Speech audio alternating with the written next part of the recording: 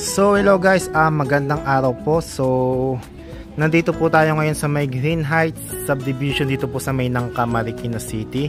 So itong project na po ito, malapit po ito sa may JP Rizal Street going to San Mateo, Batasan and Commonwealth Avenue po. So ang kinaganda ng project na to guys is nasa dead end po tayo. So yan po. Then malawak po yung malapad po yung kalsada, then hindi naman po ganun daan ng tao yung ano po dito, yung road po. Then yung mga papasok lang po dito is yung mga taga dito lang rin po syempre, unless may mga mga delivery, ganun po. Then guys, lot area po nito is 68 square meters and floor area is 115 square meters. Meron po itong 3 bedrooms, 3 toilet and bath and 1 car garage po. So bali guys, yung seller po nito meron na po siyang naipatayo dito po sa loob ng Green Heights, dalawang unit, dalawang project po. So bali total of 6 units. Then meron po sa may bandang kabila po, bali total of 2 projects din po, bali total of 7 units na po. So marami na rin po siyang napatayong property na for sale. So sold out na po lahat. So ito po yung current project niya ngayon. So available pa po lahat itong 3 unit. So pasukin po natin guys. So guys, ito po yung ating at parking area guys. So meron lang po tayong poste rito. Ask ko na lang po sa seller kung ano po magiging plano dito. Sa dulo naman po, kasi kadalasan ito baka makaharang po sa ating pedestrian gate eh.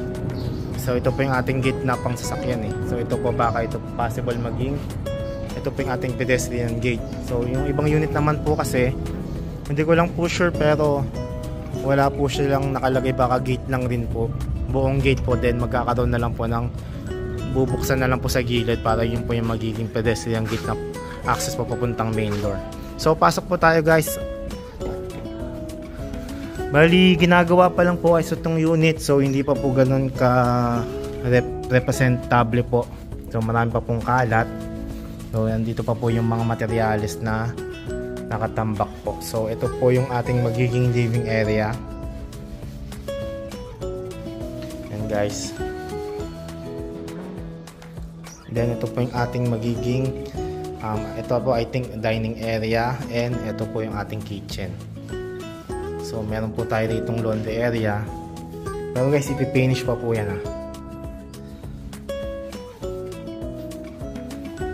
Then ito po yung ating toilet and bath dito po sa my ground floor. So guys, bali ang kinaganda ng unit na to, malapad po siya guys. Parang yung frontage niya mas malapad compare po dun sa mga previous project ng seller. So mas maraming pwedeng gawin. Yung iba kasi pahaba pero mas malaki naman po. So ito po kasi 78 square meters. Yung iba po niyang project nasa 80 po, yung 80 square meters po yung lot area. So akit po tayo sa taas guys. Then pagkakit po natin, meron po tayo ditong 3 bedrooms. Then guys, ito po yung ating first bedroom.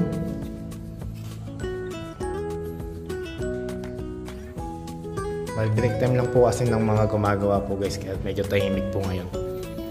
Then ito po yung ating second bedroom. Mas malaki po yung cut ng ating second bedroom compare po dun dito po sa may first bedroom. Guys, may open space tayo dito. Pwede natin gawing family area. Then ito po yung ating magiging common toilet and bath para po dito sa may bedroom 1 and 2. So may nakaabang na rin po nasa saksakan po ng heater. And then guys, syempre ito po yung ating master's bedroom. So yun po, may sarili po tayong toilet and bath. So guys, ito po yung ating toilet and bath para dito po sa may master's bedroom.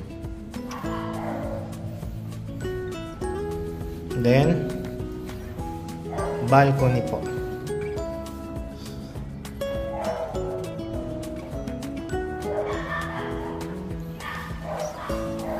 So yung guys, maganda po talaga yung location na itong property na to.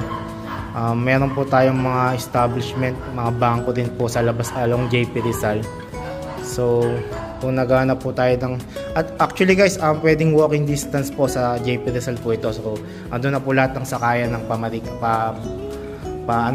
Marikina Market, Cubao, Santa Lucia, tapos ipapunta naman po tayo sa Quezon City. Pwede naman po dito via Batasan, San Mateo Road. So may mga jeep po na biyaheng Sandigan na papunta po sa may Batasan, sa may Batasan po.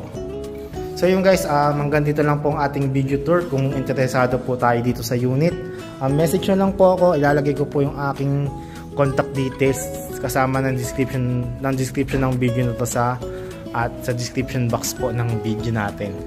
So yun guys, hanggang dito lang po ang ating video tour. Salamat po sa panonood.